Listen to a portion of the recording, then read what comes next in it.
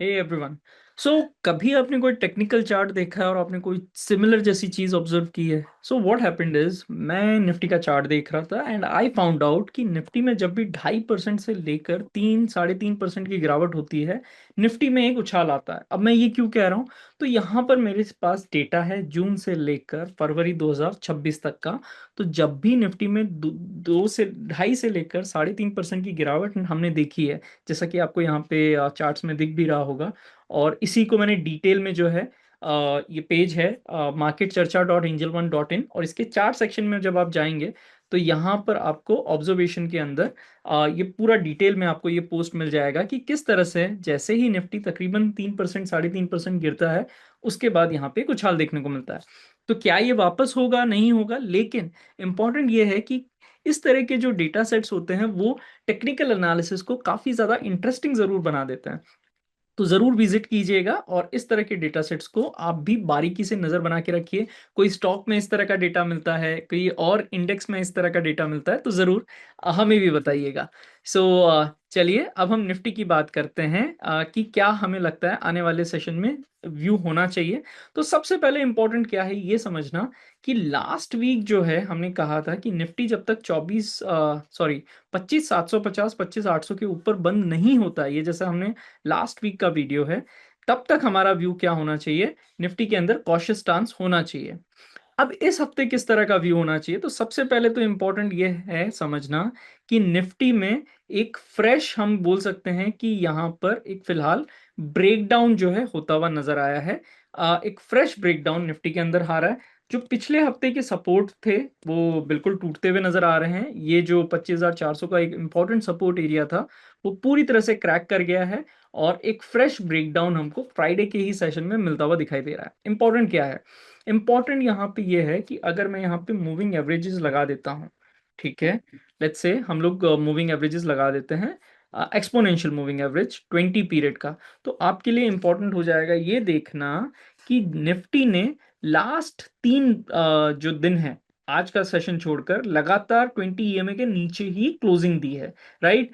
तो जो हमने पिछले हफ्ते कहा था कि 25,750 25,800 जब तक निफ्टी क्रॉस नहीं करता है तब तक यहाँ पे व्यू जो है कॉशियस टू बेरिश का व्यू रहेगा। तो सिमिलर फैशन में कोशिश जरूर की, फेल होता हुआ दिखाई दे रहा है। और 25 जो 20 EMA है निफ्टी के लिए, वो बहुत ही बड़ा हर्डल एक्ट करता हुआ दिखाई दिया और एक फ्रेश ब्रेकडाउन निफ्टी में आज के दिन आता हुआ दिखाई दिया। नाउ इंपॉर्टेंट इज वॉल्यूम जो है वो पिछले 2 दिनों के वॉल्यूम को अगर आप चेक करते हैं तो उनसे ज्यादा वॉल्यूम आज होते हुए दिख रहे हैं निफ्टी में, यानी कि ये जो डाउन मूव है वो वॉल्यूम के साथ आता हुआ दिख रहा है।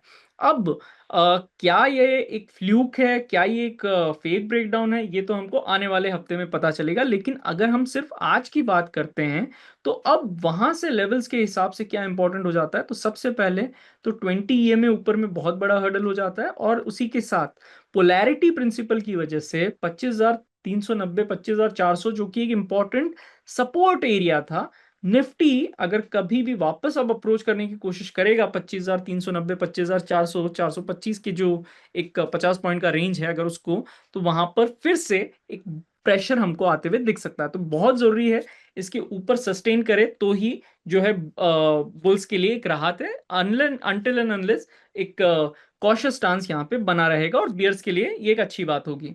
सपोर्ट कहाँ पे मिल सकता है? तो सपोर्ट सबसे ज्यादा जो पॉसिबिलिटी चार्ट्स के बेसिस पे हम डेटा को देखते हैं तो 25,030 25,050 जो पुराना सपोर्ट के तौर पे हम देख सकते हैं कि वहां पर एक पॉसिबिलिटी है निफ्टी जरा थम जाए। अगर वहां पर भी निफ्टी नहीं थमता है और गिरावट कंटिन्यू रहती है तो 25,700 24,775 24,800 के लेवल्स भी, जो कि बजट के आसपास की जो क्लोजिंग है हमारी, वो हम आते हुए देख पाएंगे। अब क्या किस तरह का ट्रेडिंग फॉर्मेशन या किस तरह से इस तरह की चार्ट्स को ट्रेड करना है? तो इंपॉर्टेंट हो जाता है कि जब हमें पता है 25,400 एक बहुत ही इंपॉर्टेंट सपोर्ट था, तो अब ये इंपॉर्टेंट हो जाता है कि यहाँ पर सेलिंग भी जो है अब ज्यादा होगी कॉल्स में। 25,400 25,500 के जो कॉल्स हैं वहां पर जरूर अच्छी खासी राइटिंग हो रही होगी, और हुई भी है। अगर हम डेटा को देखते हैं तो जैसे ही निफ्टी वापस से 25,400 की तरफ अप्रोच करेगा, क्या वहां पे कॉल राइटिंग हो रही है, एडिशन हो रहा है ओआई में, या फिर क्या वहां पर जो है शॉर्ट कवरिंग हो रही है, इस डेटा को देखना होगा। ओवरऑल 25,400 25,500 के क्रेडिट स्प्रेड्स में जरूर लोगों का इंटरेस्ट बना हुआ होगा। वहीं फ्रेश ब्रेकडाउन की वजह से बियर स्प्रेड्स के थ्रू भी इस जो फॉर्मेशन को हम देख सकते हैं। तो ओवरऑल जो लोग जिस तरह से ट्रेड कर रहे हैं, अगर हम उसकी बात करें, तो बियर स्प्रेड्स या फिर क्रेडिट स्प्रेड्स के थ्रू इस तरह के फॉर्मेशंस को ट्रेड किया जा सकता है। क्योंकि विक्स भी बड़ा है तो नेकेड जो है वो थोड़ा सा रिस्की हो जाता है। मूविंग ऑन, अगर मैं डेटा सेट्स की बात करता हूं, तो यहाँ पे इंपॉर्टेंट क्या है कि 1 मंथ के डेटा सेट में अगर मैं देखता हूं तो निफ्टी फार्मा जो है निफ्टी को बहुत हद तक आउट परफॉर्म करते हुए दिख रहा है। निफ्टी जहां पे ऑलमोस्ट 1% की गिरावट के साथ बंद हुआ है एक महीने के अंदर, वहीं 6.5% के गेन निफ्टी फार्मा में आते हुए दिखाई दे। एक और चीज कि निफ्टी फार्मा सिर्फ 2.5% जो है अपने ऑल टाइम हाई से दूर है। और इसी के लिए, या जिस तरह मैंने एक और जो पेज मैंने बताया था, मार्केट चर्चा डॉट एंजल वन, यहीं पर हमने निफ्टी फार्मा की भी बात जो है की है कि किस तरह से निफ्टी फार्मा के अंदर एक अच्छा खासा फॉर्मेशन दिखाई दे रहा है, किस तरह से निफ्टी फार्मा के रैशनल जो है हमने यहाँ पे डिस्कस किए हैं। So you can visit this page. Moving on, अगर मैं बात करता हूं फार्मा सेक्टर में किस तरह से स्टॉक्स परफॉर्म कर रहे हैं, तो यहां पर इंपॉर्टेंट हो जाता है कि काफी सारे जो स्टॉक है निफ्टी फार्मा के, वो 10% से के रेंज में, 2 से लेकर 10% के रेंज में है अपने 52 वीक हाई से। तो एक अच्छे सेक्टर या जो सेक्टर ऑल टाइम हाई की तरफ है, उसमें जरूर देखना चाहिए कि कौन से स्टॉक सेक्टर को आउट परफॉर्म करते हुए दिखाई दे रहे हैं। तो ये एक अच्छी केस स्टडी हो जाती है आने वाली सेशंस के लिए, आपकी स्टडी के लिए। मूविंग ऑन, अगर अब हम बात करते हैं एक और इंडेक्स की, बैंक निफ्टी की, तो बैंक निफ्टी में क्या हो रहा है। तो जैसे ही आप बैंक निफ्टी की तरफ देखेंगे तो सबसे इंपॉर्टेंट यहां पर आपको कुछ दिखाई देगा, वॉल्यूम का बार। तो वॉल्यूम जो है बहुत ही ज्यादा यहां पर इंटरेस्टिंग दिखाई दे रहे हैं इस हफ्ते। भले ही अगर हम ओवरऑल बैंक निफ्टी का मूव देखेंगे तो इतना बड़ा नहीं है, लेकिन वॉल्यूम जो है वो बहुत ही अच्छे खासे यहाँ पे दिखाई दे रहे हैं।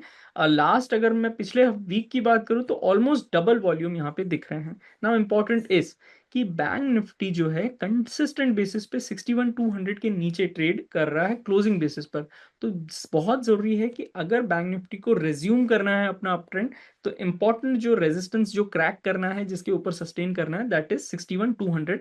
और जब तक ये इसके नीचे ट्रेड कर रहा है तब तक ये पॉसिबिलिटी डिनाई नहीं की जा सकती कि 59,800 के जो उसके प्रीवियस सपोर्ट बेस है उसको वो रिविजिट करते हुए दिखाई दे। यहां पर हमको एक वेज फॉर्मेशन भी दिखाई दे रहा है, वहीं पर स्ट्रगल जो है बैंक निफ्टी के अंदर दिखाई दे रहा है। तो इंपॉर्टेंट है कि 59,800 60,000 के जो लेवल्स है, जो कि previous multiple time support act करते हुए दिखाई दे रहे हैं यहां पर लास्ट 2 वीक से, उन्हीं को टेस्ट करके अगर कोई बुलिश फॉर्मेशन दिखता है, वॉल्यूम के अंदर एक अच्छा उछाल दिखता है, तो जरूर वहां पे बुल स्प्रेड जैसी स्ट्रेटजीज काम में ली जा सकती है।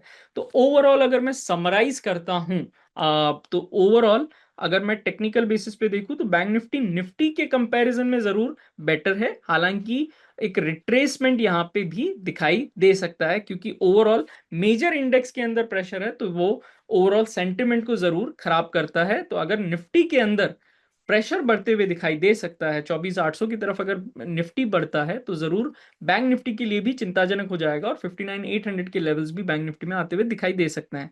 इंपॉर्टेंट है कि यहां से किस तरह के अगर 59,800 60,000 बैंक निफ्टी आता है, उसके बाद में कोई बुलिश फॉर्मेशन देता है या नहीं, उसके लिए हमको वेट एंड वॉच करना होगा। और दूसरा कि क्या अगर ये निफ्टी में एक फ्लूक है, एक फेक ब्रेकडाउन है, और निफ्टी यहीं से रिकवर करते हुए दिखाई देता है, तो अ, क्या 61,000 61,200 के ऊपर बैंक निफ्टी ट्रेड करता है या नहीं, ये इंपॉर्टेंट हो जाएगा देखना। तो लेवल्स की बात करें, 61,000 61,200 ऊपर में, और नीचे में 59,800 60,000। ये मोटा मोटी अगर हम 1,000 पॉइंट 800 पॉइंट की रेंज पकड़ के चलते हैं तो बैंक निफ्टी इस रेंज के अंदर कंसोलिडेट कर सकता है। और जब तक ये रेंज ब्रेक नहीं होती तब तक एक कंसोलिडेशन का एक फॉर्मेशन हमको दिखाई दे सकता है। निफ्टी में क्या हुआ है, निफ्टी में एक फ्रेश रेंज ब्रेकडाउन हुआ है। अगर आप निफ्टी का चार्ट को देखते हो तो लगातार यहां पर एक रेंज बाउंड जो है ट्रेड यहां पे बन रहा था, कंसिस्टेंट बेसिस पे निफ्टी जो है एक रेंज के अंदर ट्रेड कर रहा था।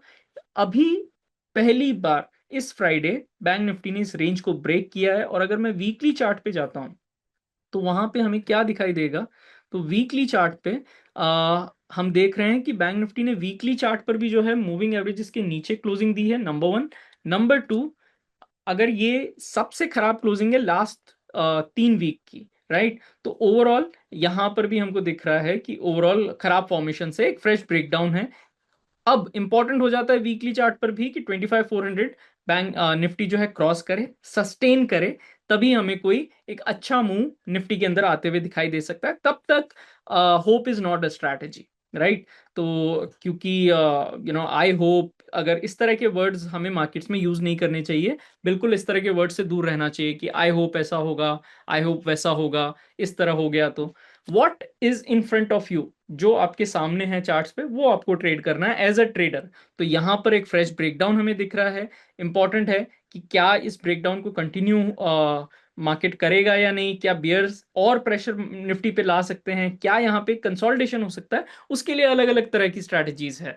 लेकिन ओवरऑल शॉर्ट सेल का ही व्यू यहाँ पर, या कॉशियस का जो व्यू है वो यहाँ पे दिखाई दे रहा है ट्रेडर्स के माइंड में, क्योंकि कंसिस्टेंट बेसिस पे निफ्टी जो है अपनी 20 EMA के ऊपर बंद होने में नाकामयाब रहा है, यानी कि लगातार हमको एक प्रेशर यहाँ पे दिखाई दे रहा है। सो विद सेइंग दिस, पिछले हफ्ते भी हमने यही इस तरह का ही व्यू रखा था, और सिमिलर वे इस हफ्ते भी एक कॉशियस स्टांस ही निफ्टी में रखना चाहिए, यही व्यू मेरी तरफ से जो चार्ट के बेसिस पे दिखाई दे रहा है। So with this, thank you so much. I hope you will have an amazing session in the week ahead, and thank you for watching the video. Investments in securities market are subject to market risks. Read all the related documents carefully before investing.